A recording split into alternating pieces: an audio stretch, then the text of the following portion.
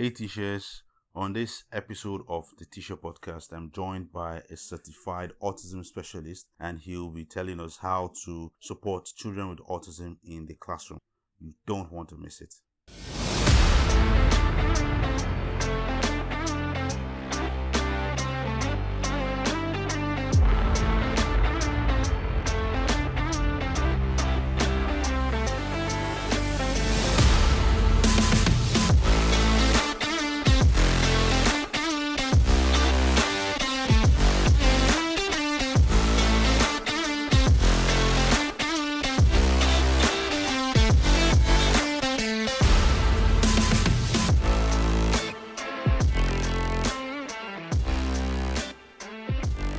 Hello, amazing teachers. Welcome to another episode of the TISHA Podcast, where we talk about everything learning support for children with additional needs.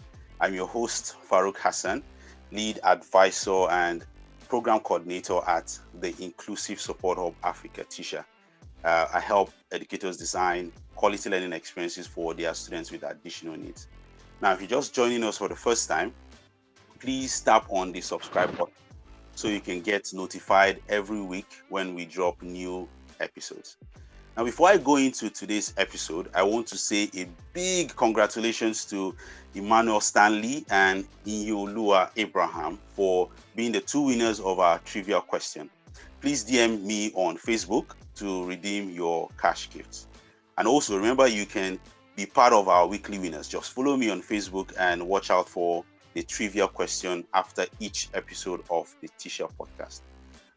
Okay, so on today's episode of the TISHA Podcast, we'll be talking about autism and how we can properly accommodate children with autism in our classrooms. And yes, whenever we talk about accommodation for children with additional needs, we are not talking about creating a two-bedroom bungalow for your students. No. What we mean is, what adjustments can we make to the instructions of the teaching learning process that can benefit students with additional needs? We're talking about things like providing extra time, the use of assistive technology, whether low-tech or high-tech assistive technology, allowing frequent breaks to give room for self-regulation when our students are tensed, and stuff like preferential sitting arrangements for specific students, or even noise cancelling headphones to prevent sensory overload, things like that. So these are what we refer to as accommodations.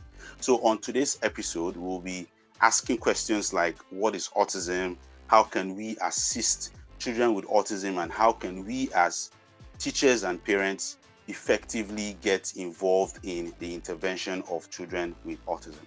So to deepen our understanding of today's topic, I am joined by an amazing person, a certified autism specialist and the co-founder of Autism Support and Advocacy Initiative. He is my Oga at the top, a great guy and my brother from another mother. Ladies and gentlemen, I give you Iniobong Sam. Mr. Ini, welcome to the TISHA Podcast. Thank you so much. Thank you for having me on this glorified platform. Yeah, I count this a massive. I count this a massive privilege to speak to the community of amazing TISHAs. Yeah. Yes. I count it as a privilege, and I'm excited to share my 10 cents on this subject. Thank you. Thank you so much. So I want us to go straight to it, right? Now, tell us about autism spectrum disorder. What do you think we need to know about children with autism?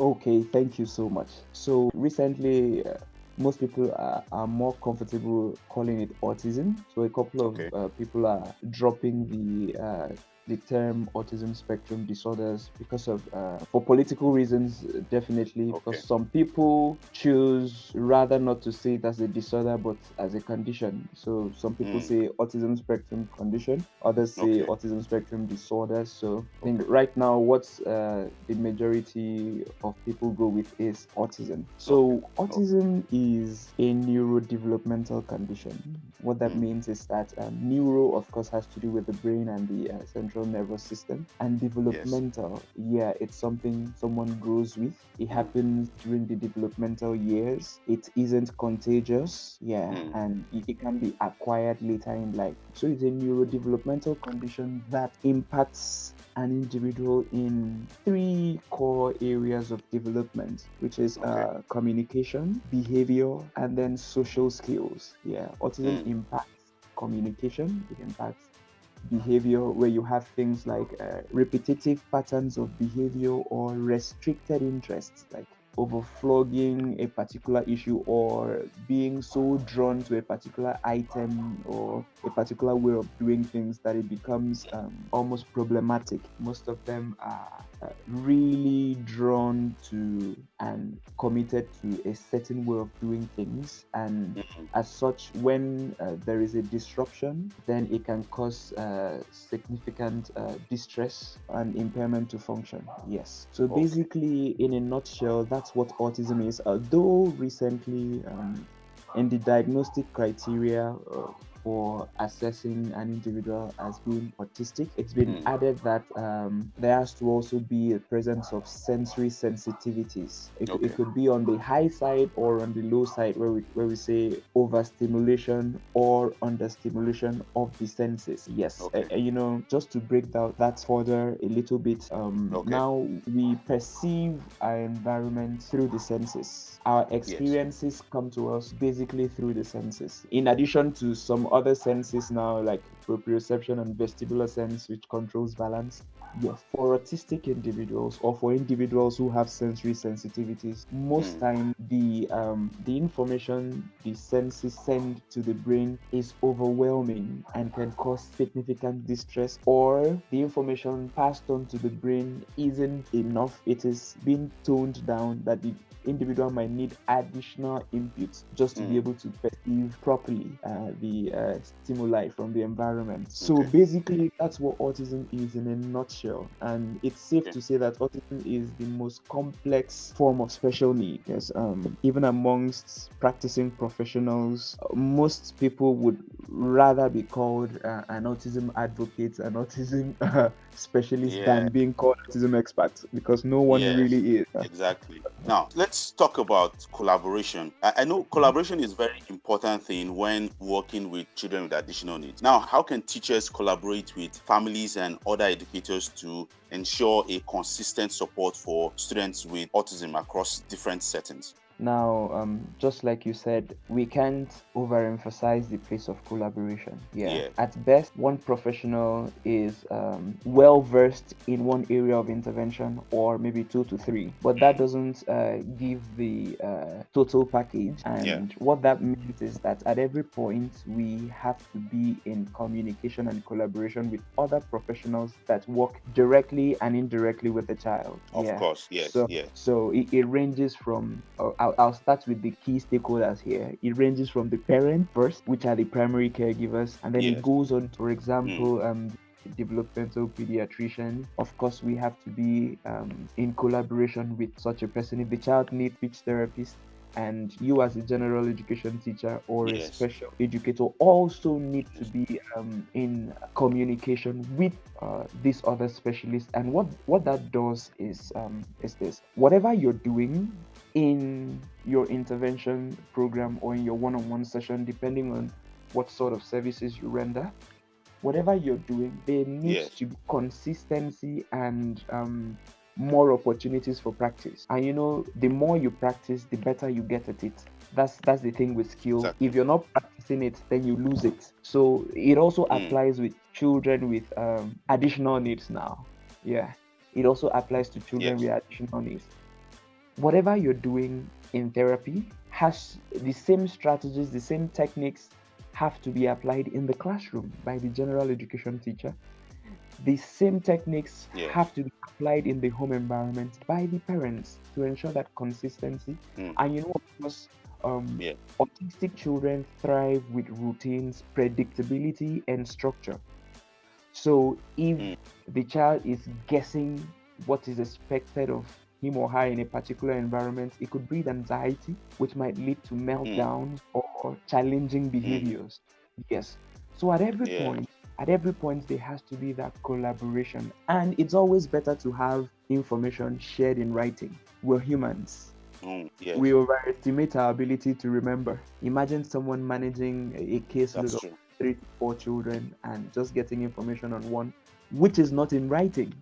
Most likely, when they are meeting and Mm, discussing about the other child or the other client, it's very easy to miss out on some key details that were passed on. So, most appropriately, communication should be in writing amongst professionals. mm. All right. Now, Yeah. you mentioned something about meltdown. I want us to talk a bit about meltdown. I know that Yeah. some students with autism face a number of overwhelming situations, and their best response to it is sometimes something we call the meltdown. Now, can you Yeah. share some specific technique that is very effective for you in calming students with autism experiencing meltdowns? Okay, okay, thank you.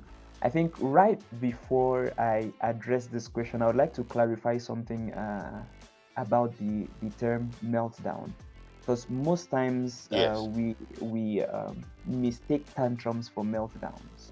that is very true. Let me start with tantrums. So a child Okay. presents with a challenging behavior, for example, starts yelling, screaming, maybe banging their head on the extreme, flopping, Yeah. kicking their feet, Yeah. pushing things around, throwing things. Yes.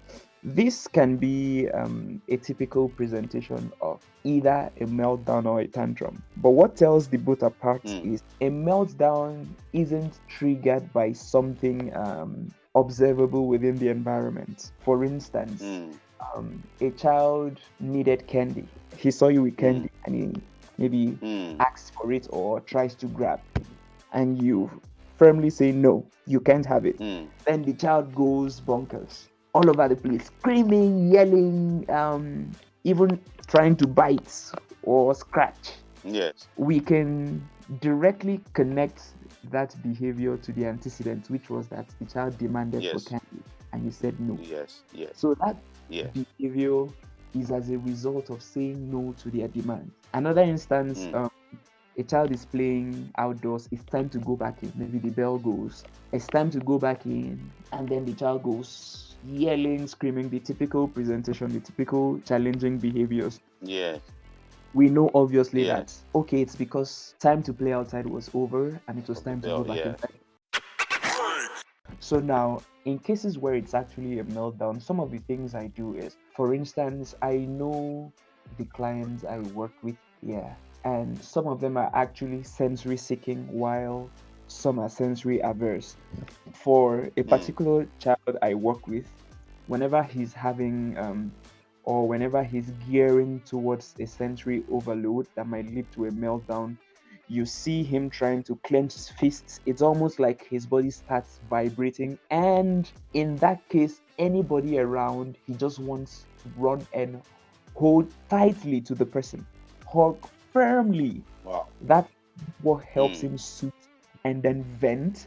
So, um, mm, presently, I've been trying to teach him to wrap his arms around himself and hold tightly, or squeeze onto one of the squishy toys we have in the therapy room, or just hug on mm. tightly to one of those soft teddy bears. Yeah. So I have yet another child about the same age who is poles apart from this other client.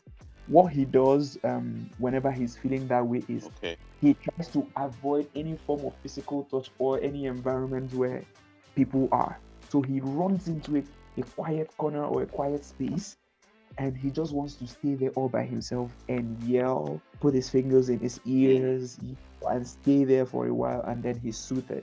So there is no one way to calm or de-escalate meltdowns in autistic individuals, but the your okay. best bet is being a keen observer, either as a classroom teacher, a general educator, a school administrator, a therapist. You just have to understand the sensory needs of each of the children you're working with, so that you know you can actually provide a safe space where the child can let go of that pent up energy. So, Mm, for example, what I do okay. in my therapy room, I have a corner where I have a soft rug on the floor, and no hard toys are over there, just basically soft balls, um, throw pillows, Okay. bean bag, just basic things like that. So some children actually prefer Yeah. going there, yeah. While like the first child I was Okay. referring to would rather run to me for a Yeah. firm hug, and I match the pressure. Yeah. Gives me a firm hug, I return the favor with something firm, and I say nothing. Because most times when it's a Mm. meltdown, there's actually nothing you can do to stop it. The child has to go through the full Yes. course. You might actually be escalating it if you're trying to reprimand. Stop that. No, I said stop. Don't do it. You're still adding sensory Yeah. inputs.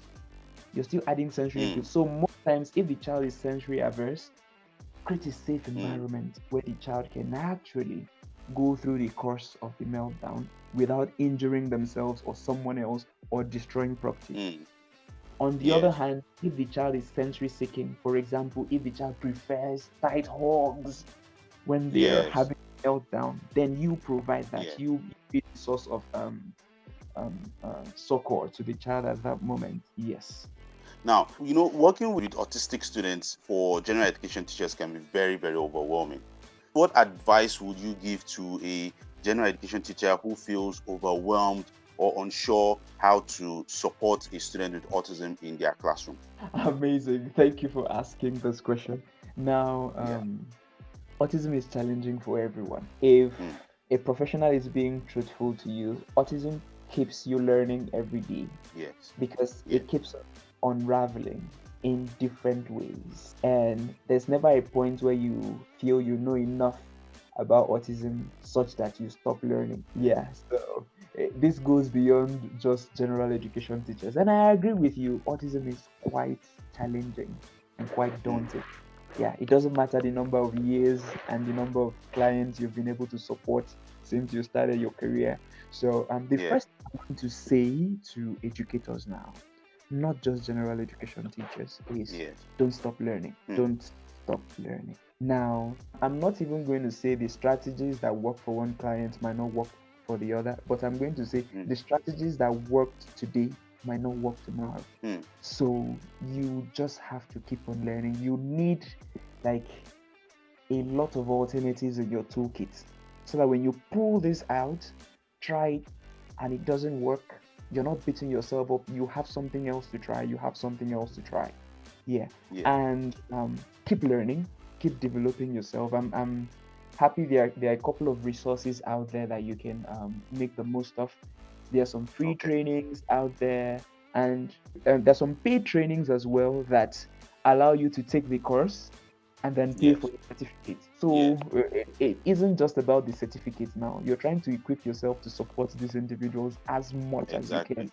So make the most Exactly. of these opportunities. Lots of free webinars, paid ones. Make the most of it. There are books as well.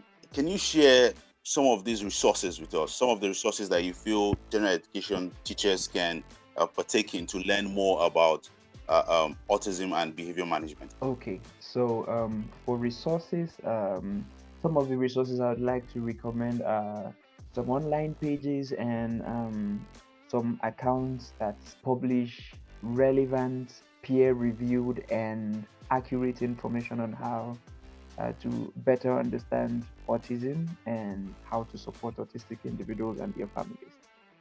An example of such All right. is Autism Parenting Magazine, an amazing resource platform.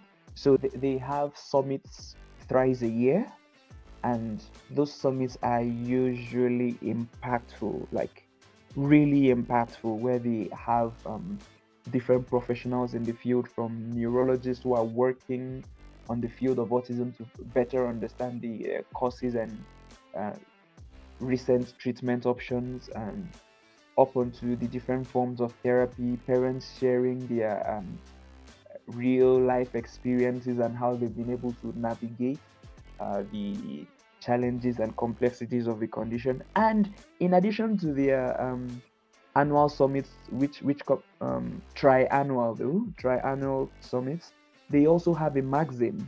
Yeah. Yeah, they have a magazine, and every month a new issue is published. Yeah. And Mm. although the magazine is subscription based, and there's nothing bad with subscribing Yes. to the magazine, periodically they Yes. release free issues of the magazine. So it's just to subscribe to their newsletter. Mm. Blogs keep rolling out week in, week out. Blogs on very Mm. specific topics in navigating and improving the living conditions of autistic individuals.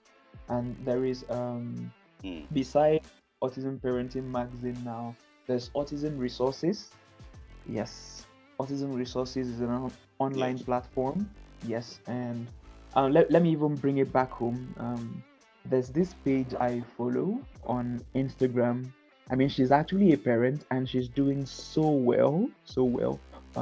That's Okay. Yeah. Gemini Beauty. She's actually an autism mom on Instagram, and she posts lots of videos and lots of information about the condition, how she's navigating her part with her child, and the resources they've been able Yeah. to access.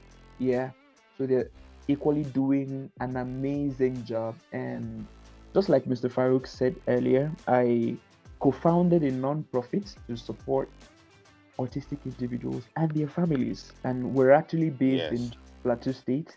Yes, so part of the things we do in the organization is that we have a presence on social media, both on Facebook, Instagram, and X formerly Twitter. Um, our handle is Yeah. ASA Initiative.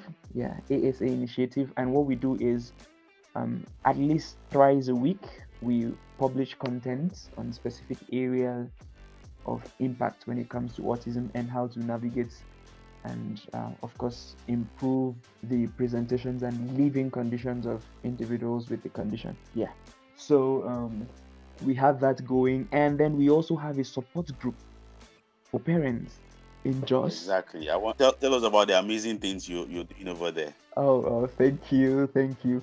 So amazingly, on Saturday we had our first support group meeting for the year. The attendance Oh, awesome. was massive. What we're doing with that is that we try as much as possible to create an intimate environment where parents feel free to come and share their own wins, share their own successes, share their own struggles, share their own challenges, and get help from within the community. Yeah. So Mm. sometimes it gets quite emotional. Yeah, it does. Both for the parents and for us, the organizers, because sometimes you can truly see into their own world. You know, the things they shield Mm. themselves from, the things they can't share with even close family. They come, and because of Mm. the sort of intimacy and bond that has been created within the community, they feel very open to share these things and Yeah. get support from within. And the testimonials have been amazing. They go home feeling great, they go home feeling empowered, Awesome. they go home feeling better and more positive. Yeah, so you have people sharing Awesome. things like children going back and forth, regressing so much, but coming to the support group meeting, hearing from other families and being encouraged by people who truly understand, who truly understand. You Yeah. can imagine how empowering that is. So recently we've been having more families come on board and align with what we're doing. Lots of Amazing. parents who otherwise Amazing. or who hadn't sought any form of intervention for their children because it was almost hopeless are beginning to come out, and they're beginning to say, Mm. oh, okay, no problem. So there's actually hope. Now, where can we go to? Who can we Mm. meet? And as a result of that, we now have an offshoot for professionals, and that's also budding in the city of Jos. Wow. We're building a Wow. database of professionals to say, okay, you're a speech therapist, you're an occupational therapist, you're a behavioral therapist. Okay, let's have your details. Let's know you better. And Yeah. lead to Wow. an extent where we can vouch for you, where we Yes. can recommend families from our community to you to say, okay, oh, your child needs Yes. this, your child Yeah. needs this, oh, just the right person. Please call this person. We've told the person you're going to call them. And of course, that would also lead to some level of subsidy and soft landing for these families when they get to meet the professionals, including medical personnel and all of that. Amazing. So that's what we're trying to do in Amazing. just, yeah, yeah. Thank you. How can parents and autism specialists be part of that community? Oh, of course, it's as easy as writing us. If you happen to be in the city of Jos or the environs, yeah, you can write us Yes. via mail or via our social media handles. So via mail is info.asainitiative@gmail.com. Okay. And Okay. then our Okay. social media And your handles, media handle? ASA Initiative at ASA Initiative. ASA is short for Autism Support and Advocacy Initiative. So ASA Initiative. Yeah. Search that on Instagram, Oh, search that on X, formerly known as Twitter. On Facebook, you can go full swing to type Autism Support and Advocacy Initiative. Yes, you'll see our page. So follow, and then you can awesome. send us a direct message from there. Yeah, we're always here to respond. Perfect. Perfect. Thank you so much, Mr. Ini, for gracing us with your presence and sharing your expertise with us on the TISHA podcast. We really, really appreciate you. Thank you so much for having me. I appreciate this, and I look forward to being on this platform again. Maybe to to say Definitely. something more about the condition Definitely. and how to support these individuals and their families. Thank you. Thank you. Thank you so much. All right, TISHAs, that's it for today's episode of the TISHA podcast. Share your thoughts and experiences with working with students with autism. How did you do it and what went well? If you've got any question about today's episode, please leave a message in the comment section and I will definitely get to it. Alternatively, you can drop a voice note using the link in the description below. I would love to hear from you. And also remember, supporting students with autism requires a team effort, collaboration, which means we all have a role to play in creating an inclusive and successful learning environment for children with autism. All right? Talk to you soon, to your success and that of your students. Bye.